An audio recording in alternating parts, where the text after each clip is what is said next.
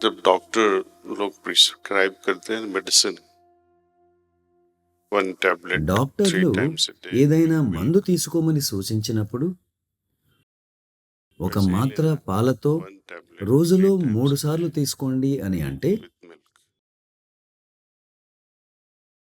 మీకు ఆరోగ్యం చేకూరాలంటే అలాగే తీసుకోవాలి. దానిలో ఇవ్వగలనా లేదా అనే అనుమానం ఎందుకు? ఏదైతే నేర్చుకున్నారో ఇంకా నేర్చుకుంటారు, ఇంకా నేర్పుతాము. దానిపై విశ్వాసం ఉంచండి. మనం నేర్చుకున్న దానితో అంతరంగికంగా ఎంత మారామో దానిని బట్టే మనం చెప్పిన దాని ప్రభావం ఉంటుంది. మీరు కేవలం అక్కడ ఉండడం ద్వారానే ఉంటుంది. కొంతమంది ఏమీ మాట్లాడరు, కానీ వారి ఉనికి శక్తివంతంగా ఉంటుంది. ఏది చెప్పినా చెప్పకపోయినా, విన్నా వినకపోయినా పిల్లలు అర్థం చేసుకుంటారు.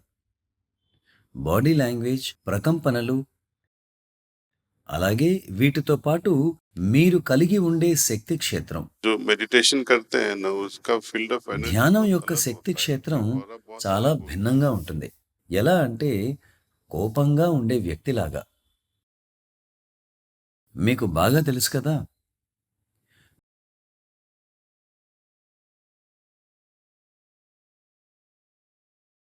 ప్రతిరోజు మనం ధ్యానం చేస్తే మన లోపలి స్థితి మారుతుంది. ప్రత్యేకించి అరగంట ధ్యానం చేయండి. అలాగే సాయంత్రం క్లీనింగ్. మనం తెలిసో తెలియకో మన మనసులో విషయాలు ప్రోగు చేసుకుంటూనే ఉంటాం. ఎవరిదో మెసేజ్ వచ్చింది, దానిలో ప్రేరేపించే విషయం ఉండవచ్చు. లైంగికపరమైనవి, ఇంద్రియ సంబంధమైనవి, కలతపరిచేవి ఉండవచ్చు. చదివినా చదవకపోయినా కొన్ని ఫోటోలు వస్తాయి. చూసినా చూడకపోయినా, మీరు కోరుకున్నా కోరుకోకపోయినా వాటి ప్రభావం మీ మనసుపై పడుతుంది. మీరు కూర్చుని టీవీలో వచ్చే ప్రకటనలు చూస్తున్నారు. మీరు ఏం చేయనవసరం లేదు, దాని ప్రభావం మనసుపై పడే తీరుతుంది.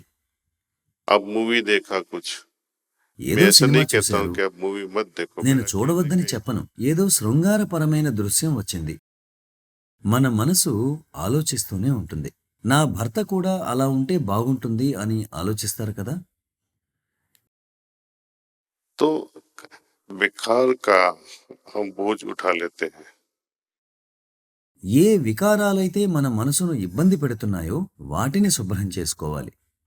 సరైన అవగాహన మన జీవితంలో రావాలంటే సాయంత్రం క్లీనింగ్ చాలా సహాయపడుతుంది.